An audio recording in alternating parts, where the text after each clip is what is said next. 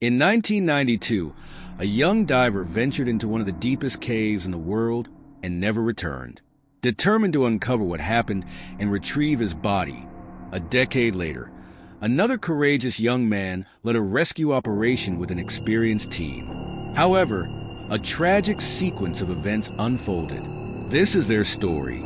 As always, I recommend you approach this content with discretion. Music. By the end of the 20th century, the number of individuals capable of diving to a depth of 250 meters was smaller than the number of people who had visited the moon. In 1992, Dion Dreyer, an 18-year-old, began his career as a diver. Raised in a town south of Johannesburg, South Africa, Dion had a true spirit of adventure. He quickly established himself as a professional diver, frequently carrying out deep dives. In 1994, with only 2 years of diving experience, Dion, along with other members of the South Africa Cave, received an invitation to explore Bushman's Hole, a cave that reaches a depth of 283 meters. To put that into perspective, almost the entire Eiffel Tower could fit inside this cave. Initially, Dion's parents, especially his mother, opposed the expedition, believing he was too young and inexperienced. However, the fact that the invitation had been extended only to a select group of divers convinced Dion that this was a once-in-a-lifetime opportunity and that it would be foolish to let it slip away. He confided in his father that he felt honored to have been invited and believed his cautious nature was what earned him a spot on the team. In the end, his parents allowed him to go ahead with the dive, which tragically would be his last.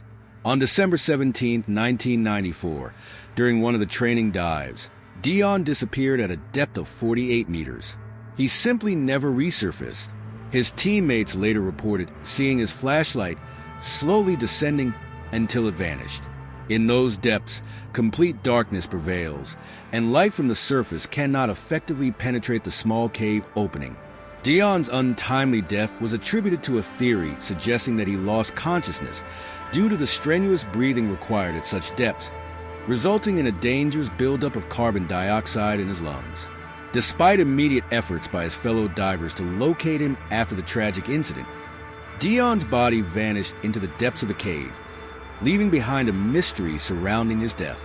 When they received the devastating news, Dion's parents launched another search for their son's remains, employing a small submarine that descended into the depths of the sinkhole. Unfortunately, all they discovered was Dion's diving helmet, as his body seemed to have mysteriously disappeared. Even so, his parents clung to the hope of one day finding their beloved son and giving him a proper burial, no matter how long it took. However, as months turned into years, the water inside the cave remained eerily still. Eventually, they decided to honor Dion's memory by placing a metal plaque outside the cave, inscribed with his name and the dates of his birth and death. Over the course of a decade, Bushman's Hole continued to attract divers from around the world. In 2004, an experienced and renowned Australian diver named David Shaw joined the ranks of those who had ventured into the cave. During a dive in the cave, accompanied by his diving partner Don Shirley, Shaw made an unexpected discovery. Typically, divers in the cave adhere to a guide rope, descending to the bottom, briefly exploring the cave floor while maintaining contact with the rope, and then beginning the arduous ascent. However, Shaw took a risk that few dared to take. He ventured away from the safety of the guide rope to explore the surroundings. Armed with a flashlight strapped to his arm, he meticulously illuminated the cave walls.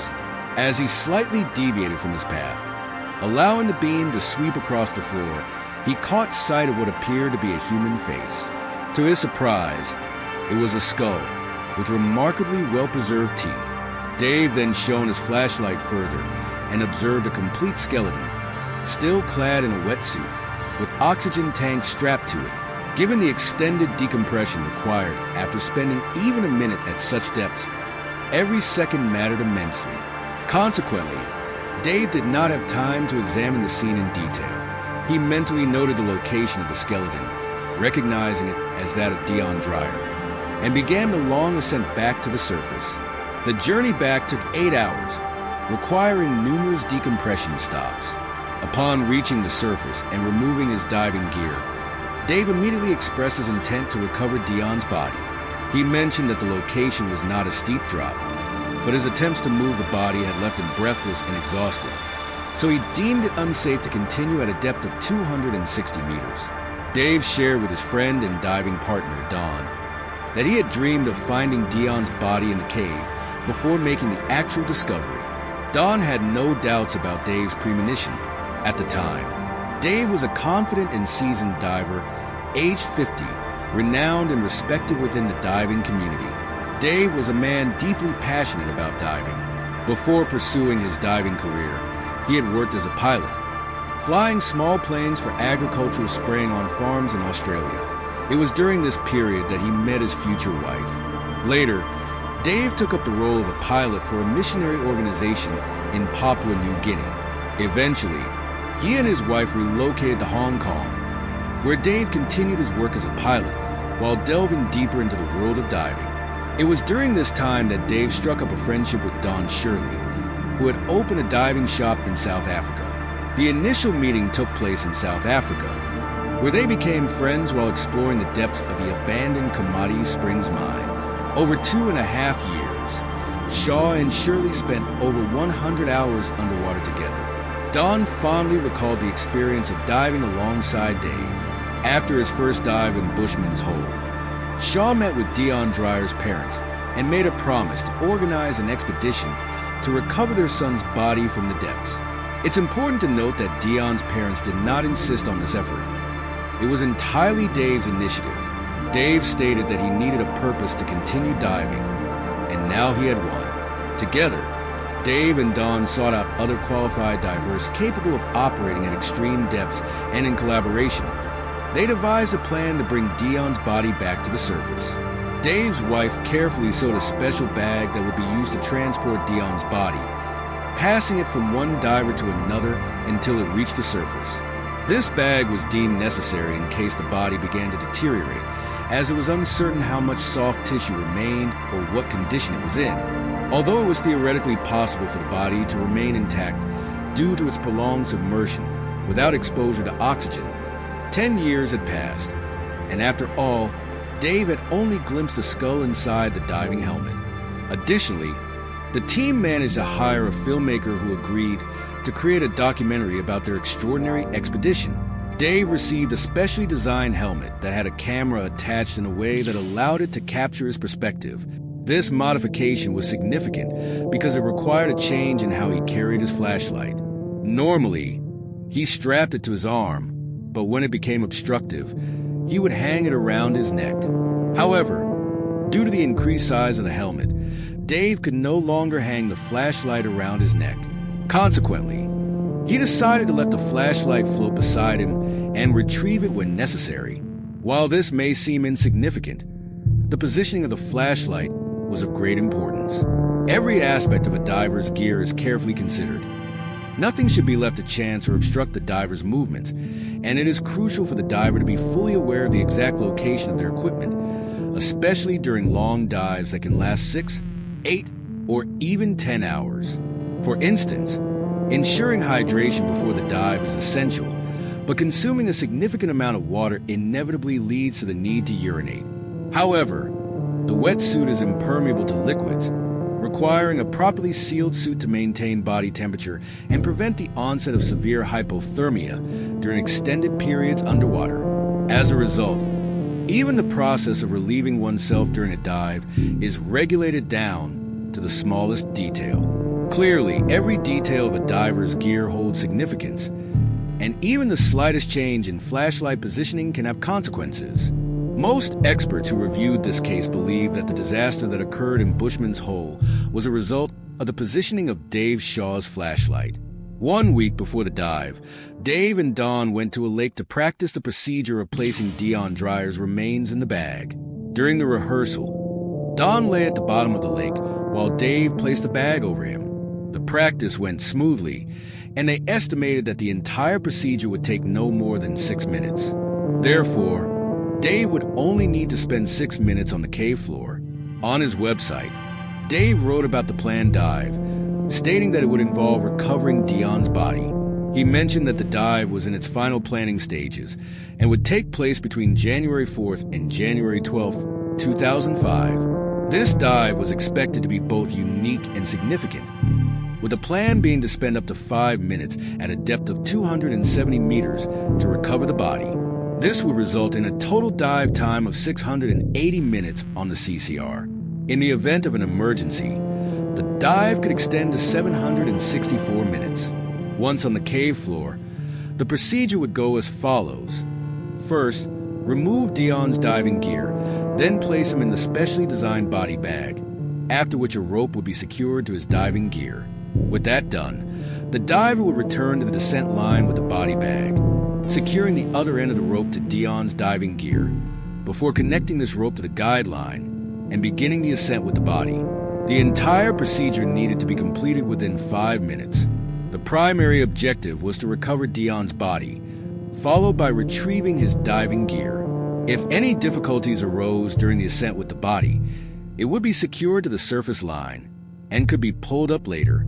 Assuming the ascent with the body proceeded smoothly, the body would be handed over to Don Shirley when they met at a depth of 220 meters.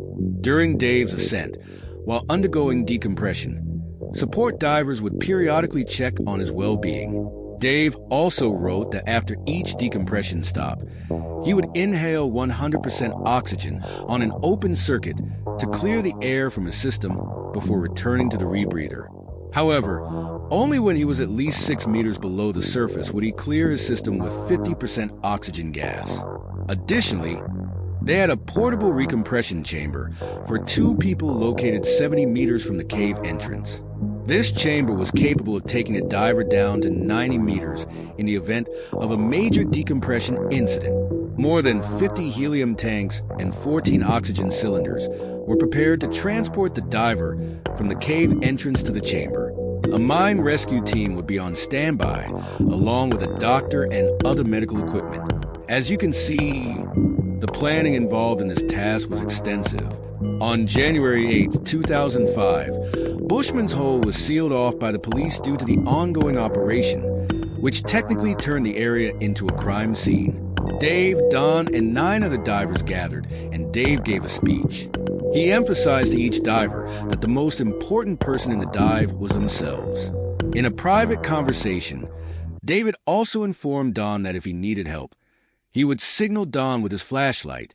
No one else on the team was aware of this agreement. Don asked Dave if he wanted him to descend into the depths if he encountered any problems. Shaw pondered the question and answered affirmatively, but under the condition that Don would only descend if signaled with the flashlight. Don Shirley also left a message for the assembled team, stating that if he or Dave didn't survive, their bodies should remain in the cave, and they should not attempt to retrieve them. Every diver understood their role and responsibilities, with specific depths assigned to them, and they knew when they needed to act. In the final stages of the task, Dave was supposed to hand over the body to Don, who would be waiting at a depth of 220 meters. After that, the support divers would continue passing the body upward along the line. The mission began at 6 o'clock in the morning, and at 6:13, David Shaw shook Don Shirley's hand, assuring him they would meet again in 20 minutes. Then he dove, disappearing into the dark waters of Bushman's Hole. Shortly after, Don followed suit. The divers responsible for transferring Dion Dreyer's body to the surface assumed their designated positions. It took only 11 minutes for Dave to reach the bottom, where he was expected to locate the body within 2 minutes. It was estimated that Dion Dreyer's body would resurface 70 minutes after the dive began, while Dave would need several hours of decompression before returning. They would take approximately 10 hours to resurface safely, as a long decompression period was necessary to prevent decompression sickness. 13 minutes had passed since the mission began, and Dave had likely already reached the cave floor. With Don also submerged, the operation was underway, and Dion's body, lost for a decade, was expected to resurface soon. Dion Dreyer's parents waited at the cave entrance. They had arrived after Dave entered the water to avoid adding any additional pressure on him. The other members of the dive team and the documentary director were also present by the water's edge. 70 minutes had passed, the estimated time for Dion's body to be brought to the surface, but there was no sign of anyone. As 75 minutes went by, the waters of Bushman's Hole remained eerily calm. The dive team, observing the surface, initially speculated that Dave had simply altered his plan and that everything was fine, perhaps resorting to a backup plan. However, as more time passed, 2 support divers resurfaced, having seen no one below. It became clear that something terrible had happened. Hours passed, an incredibly long period. One of the support divers, assigned to find Dave, suddenly spotted 2 other divers ascending. One of them held a special underwater communication slate. When the slate emerged, tied to a plastic bottle filled with air, the team interpreted it as a sign that neither diver would return. Another diver decided to descend in the hope of finding Don, and he succeeded. The light he saw in the depths of the cave belonged to Don. The diver reached him, made eye contact, and asked if he was all right. Don then handed him his slate, on which he had scrawled the words, "Shaw is not coming back." The support diver sent the slate back down, and on the other side was Don's decompression plan. Don had gone deeper than planned, and his condition was critical. All they could do was wait. After 12:32, Don finally emerged from the operation. He was pulled from the water and placed in a recompression chamber. After spending 7 hours there, he was taken to the hospital. In the following 2 weeks, he underwent 10 more sessions in the chamber. It took more than a month for him to regain clarity of thought and walk without losing his balance. Don gave a detailed account of what had happened in the cave. When he reached the desired depth, he knew Dave should have been on his way to the surface. He should have seen bubbles and the glow of Dave's flashlight. However, when he looked down at the cave floor, there were no bubbles. No one was approaching. Only the faint glow of the flashlight remained still. Don deduced that Dave was likely suffering from nitrogen narcosis, a condition similar to alcohol intoxication. In an effort to help his friend, Don decided to descend even further, despite being separated by 50 meters of water. At approximately 243 meters, deeper than he had ever ventured before, Don heard a crack. The water pressure had caused his oxygen controller to break. At that moment, Don realized he could no longer continue the rescue mission. He had to prioritize his own safety. Without the controller, Don would have to manually regulate the oxygen levels, a challenging and dangerous task, as high oxygen levels at such depths can cause unconsciousness. As he turned, Don saw that the dark abyss of the cave had completely swallowed the guideline. Now, in addition to losing his friend, Don faced another dire situation. He found himself 30 meters deeper than planned, resulting in extended decompression time and triggering a cascade of complications during the ascent. Don began to feel nauseous, dizzy, and disoriented. Nevertheless, he pressed on and continued his ascent. As he approached the ceiling of the cave, where a narrow passage awaited him at a depth of approximately 49 meters, a wave of weakness overwhelmed him, causing him to disconnect the rebreather, a device that absorbs exhaled carbon dioxide and replenishes the air with oxygen for inhalation. Now, Don was relying solely on the emergency breathing apparatus, manually adjusting the oxygen levels. As he breathed through the tube, a whirlpool suddenly enveloped him. Don was unsure of the exact cause, but a small pocket of helium had formed in his inner ear, causing extreme dizziness. It felt as if he were trapped, spinning inside a washing machine. Suddenly, the glow of the support diver's flashlights approached him, and Don clung desperately to something that ultimately saved his life. With sheer determination, he continued his arduous ascent. The support team transmitted a message from Don's wife, who had already been informed of his condition. The message expressed her love for him and encouraged him to persevere and face the consequences. After more than 10 grueling hours, Don finally neared the surface and caught a glimpse of light. However, he knew he couldn't simply emerge, as he still needed to undergo several hours of decompression just below the surface before finally surfacing. Meanwhile, Dave, his loyal friend and partner, would never return. At that time, Dave's wife, Anne, was in Hong Kong, having chosen not to accompany him on his dives and remaining blissfully unaware of his underwater endeavors. The remaining divers barely had time to say their goodbyes to Dave and come to terms with the fact that Bushman's Hole had become his final resting place. A few days later, they returned to the cave to retrieve the diving lines they had used. It was then that a police diver approached one of them and revealed that he had discovered the bodies of Dion and Dave trapped in the cave. When one of the divers reached the location described, he indeed witnessed Dave, his back pressed against the cave's ceiling, with Dion Dryer's headless body floating just below him. It was clear that Shaw's flashlight had become entangled in the cave lines, causing the bodies to float upward when the lines were removed. In the end, Dave Shaw succeeded in bringing Dryer back to the surface, but tragically lost his own life in the process. The circumstances surrounding their resurfacing and the cause of Dave Shaw's death remained a mystery that needed to be unraveled. The police retrieved Dave's helmet, which contained footage with the potential to clarify some of these unanswered questions. Upon reaching the cave floor, Dave had separated from the guideline and located Dion's body.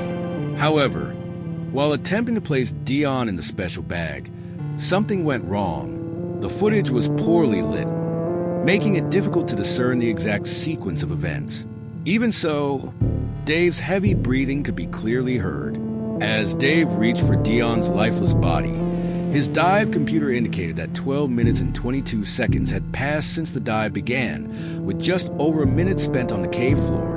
While Dave tried to maneuver Dion's legs into the bag, a cloud of silt suddenly rose from the floor, momentarily obscuring the scene.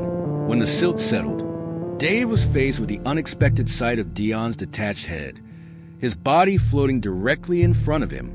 Surprisingly, Dion's preservation was far better than anticipated, resembling a mummified figure composed of a soap-like substance rather than a silk-covered skeleton.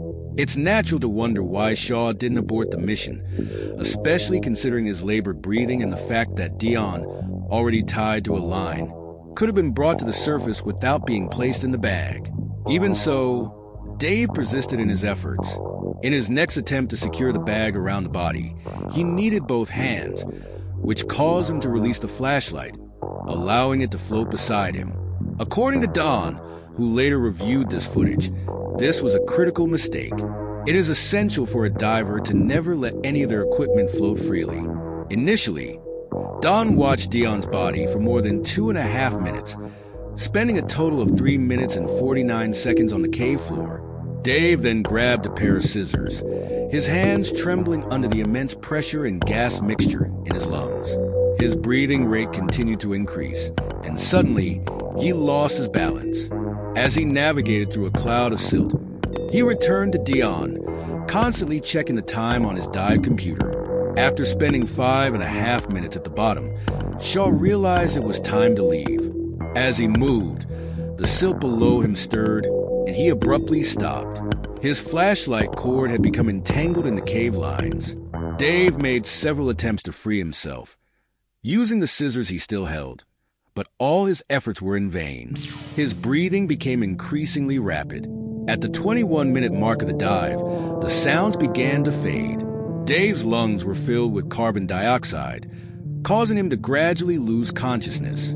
After more than a minute, all movement ceased. When Don later reviewed the footage, he felt a deep empathy for his friend and became curious about how Dave might have felt in that moment. In an unconventional experiment, Don consulted with a specialist and, connected to a carbon dioxide monitor, he began to replicate Dave's breathing patterns as the footage played.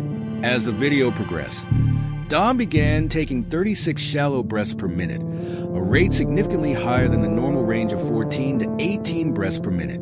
Dave's extreme hyperventilation, exacerbated by the use of a rebreather, became evident. Eventually, as Dave began to lose consciousness, he was breathing only 6 times per minute. Don replicated this pattern and nearly lost consciousness himself. When Dave's wife learned that her husband's body, along with Dion's, had been recovered from the depths, she felt a mixture of disappointment and sadness. She knew how much Dave loved diving, and had hoped that he would remain in Bushman's Hole forever.